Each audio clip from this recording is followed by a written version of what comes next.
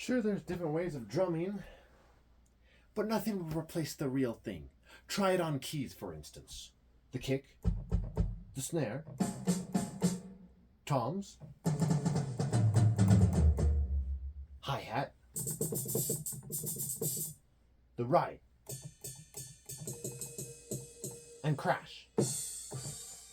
Various other sounds, but you can kind of get by if you're really good.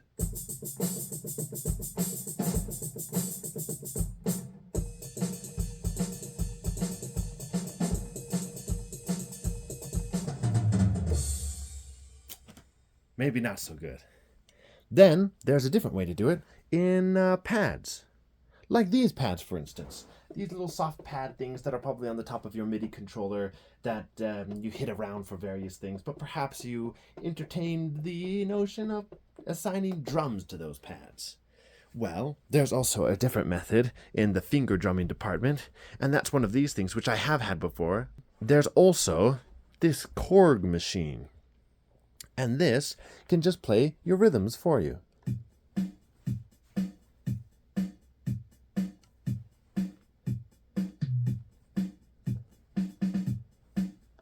That's pretty cool. But there's also 1/4-inch jacks for foot switch 1 and 2.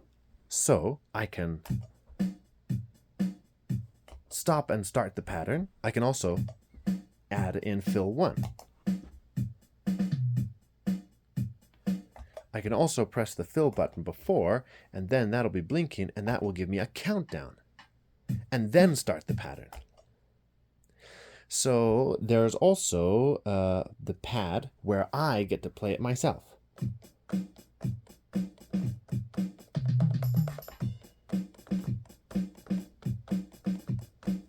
That's pretty cool. But then what do these foot switches do?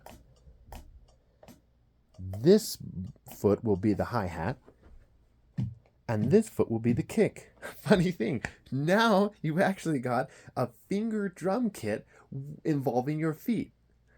Like real drummers are used to controlling the kick and the hi-hat. I think I've got them reversed.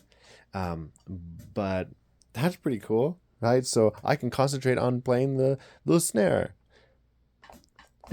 I think you can get the idea. For instance, let me show you a different style of drumming on the multi-pad, where the drum kit is the device itself. So you might have your kick pedal here, your hi-hat pedal here.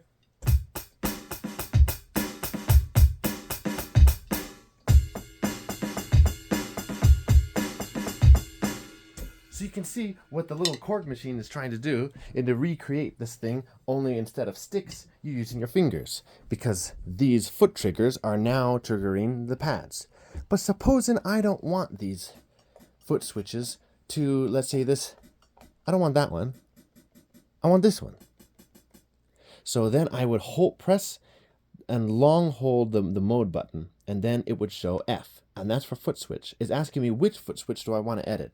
This one, which is foot switch 1, and it's currently controlling this one. So I'm going to move it over to control number 8. Right, and then I will press a long hold. So now, when I press this, it's now triggering pad 8. Let's do it again and put something wacky on there. So foot switch 1, and then I'm going to go over to 3. Wouldn't that be crazy? Long press. Now I've got this as a crash symbol.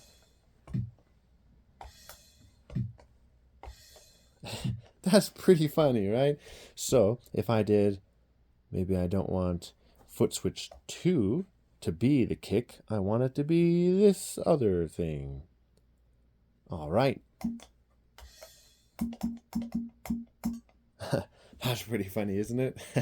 Assignable foot switches on the KR-11 from Korg. You know, are you, just get some real drums.